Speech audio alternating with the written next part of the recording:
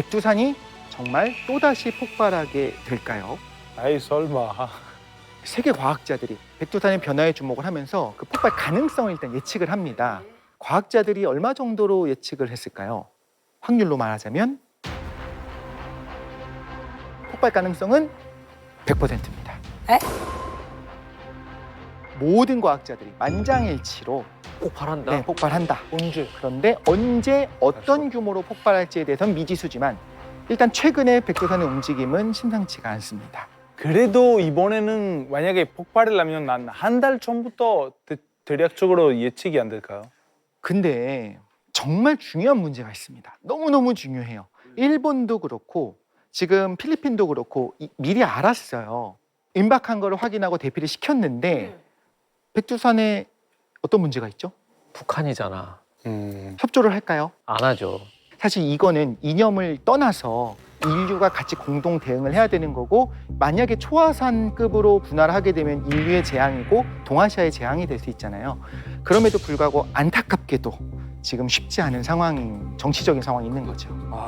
아니 근데 이게 희한한 게 왜 우리 백두산은 그 브레고리의 테두리에 있지도 않고 네, 심지어 이제 일본 그 테두리 한참 이제 뒤에 있는데 왜 이렇게 큰 폭발이 있고 그런 거예요? 너무 예리한 질문하셨습니다.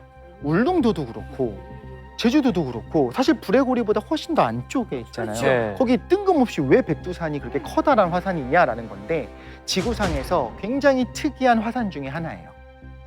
원래 판과 판이 만나는 경계선에 화산들이 발달하게 돼요. 그래서 요 경계면 위쪽에 있는 게 바로 일본이죠. 네. 일본 같은 경우가 판이 아래로 내려가면서 마그마가 공급되고 그래서 화산 활동이 시작이 되는 건데 문제는 이렇게 해양판이 판 아래로 내려가는데 쭉 내려가는 그 대륙 뒤쪽에 백두산이 있는 거잖아요. 태평양의 해양판이 대륙판 아래로 이렇게 쭉 들어갑니다. 그런데 암석들이 물을 먹으면서 같이 들어가게 돼요. 저 물 먹은 암석층이 녹아 나오면서 마그마를 형성할 수가 있더라. 이게 우리가 알고 있는 일반적인 화산 형태랑 다르게 굉장히 안쪽에서도 가능하더라는 거예요. 그래서 지금 이 시간에도요. 백두산 아래 마그마 방들이 당연히 있고요. 거기에 마그마가 계속 차고 있는 상황입니다. 차라리 소규모의 분할을 한다면 예측도 가능하고 대비도 어쩌면 가능할 수 있는데 분할을 안 하고 있잖아요. 그 말은 계속 참고 있는 상황인 거죠. 그렇게 오랫동안 참던 에너지가 한 번에 팍 터져 나오게 되면 위험할 수 있는 거죠. 그런데 어쨌든 이렇게 계속 쌓여가고 있고 에너지가 응축되고 있는 건 틀림없는 사실인 것 같아요. 모두가 그렇게 얘기하니까 그 증거가 뭐냐?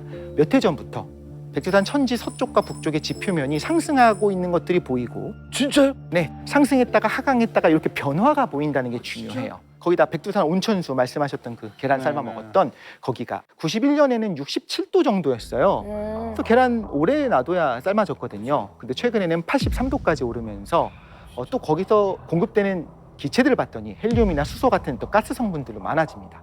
헬륨은 다 어디서 오냐면 저 깊은 곳에서 방사성 원소가 붕괴하면서 만들어지는 거예요. 헬륨이 검출된다는 거는 저 깊은 곳에서부터 발생한 것들이 밖으로 나오고 있다는 걸 의미하거든요. 거기다가 2002년부터 2005년까지 3년 동안 천지 근처에서 사람은 느끼지 못하지만 지진계가 기록하는 지진이 3,000회가 있었습니다. 결정적으로 폭발이 임박했다는 걸 알리는 게 되겠죠. 그리고 더 무서운 겁니다. 천지 거대하다고 하셨죠. 네. 천지에 고여있는 물의 양이 20억 톤이거든요. 우리가 이미 알게 됐지만 단순한 화산재가 무서운 것이 아니라 물이랑 만났을 때 어마어마하게 무서운 라하르가 생긴다는 걸 알았잖아요. 만약에 폭발하게 되면 한반도는 어떻게 될 것인가?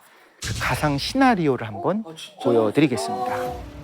물이랑 만났을 때 어마어마하게 무서운 라하르가 생긴다는 걸 알았잖아요. 만약에 폭발하게 되면 한반도는 어떻게 될 것인가?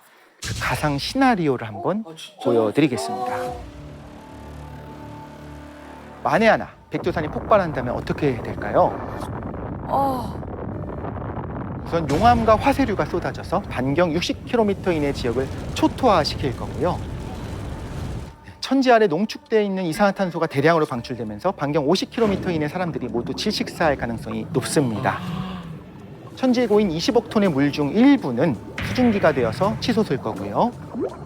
하지만 대부분은 산등성이의 계곡을 따라 세차게 흘러내리게 되겠죠. 야할의 벽은 새로 쏟아진 화쇄류와 함께 다시 한번 무너져 내리면서 피나투보 화산 이상의 대참사가 시작될 겁니다. 그렇게 되면 주변 지역은 수십 미터 높이의 콘크리트 밑에 매장되고 말 거예요. 백두산이 인접해 있는 함경도 북측은 용암, 화산재, 화쇄류 등 모든 종류의 재해가 덮쳐오겠죠. 가장 큰 문제는 화산재입니다. 0.1cm만 쌓여도 비행기 등의 교통수단은 움직이지 못하고요. 1cm만 쌓여도 수도, 전기를 사용할 수 없게 됩니다. 그렇게 되면 의료 문제는 물론 먹을 것, 마실 것도 구하기 어려워질 거고 도시는 암흑 속의 아비규환으로 변해갈 거예요.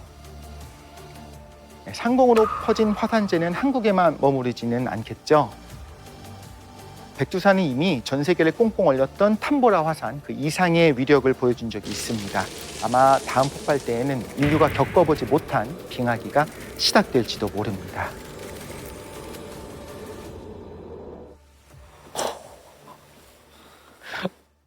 근데 드는 생각이 사람이 막을 수가 없고 예측이 안 되고 그러면은 이게 화산 폭발을 했을 때 정말 나 눈물 날 것 같아. 우리가 할 수 있는 것이 진짜 아무것도 없습니까?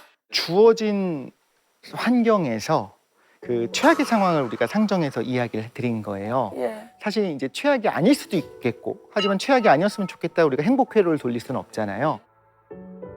근데 이제 개인적인 노력이나 준비로는 사실 막을 수가 없는 일이잖아요. 이때야말로 사실 정부 차원의 준비가 필요한 때라는 생각이 듭니다. 사실 1000년 전에 일본의 영향을 주로 많이 줬다고는 하지만 이번 분화에 서울 쪽에 닥치면 어떻게 될 거다 여러 가지 시나리오를 주고 그거에 따른 행동 요령을 또 매뉴얼을 만드는 것뿐만 아니라 홍보를 많이 해야 되고 개인이 알 수 있도록 숙지시키는 것까지가 사실 정부의 역할인 것 같고요. 그리고 개인 차원에서도 내가 어떻게 대응해야 되는지 그 행동 요령을 알아야 된다. 특히나 우리의 미래인 아이들에게 그 행동 요령을 어렸을 때부터 좀 가르치는 그런 어떤 그 교육 방침 이런 것들도 중요하다고 생각을 하고요. 딴 건 몰라도 연습만큼 더 좋은 대비책은 없다는 말씀을 전해드리면서 오늘 투어를 마쳐야 될 것 같습니다. 오늘 우리 함께 여행을 떠나는 투어리스트들의 표정이 좀 오묘합니다. 아, 다들 어떠셨어요?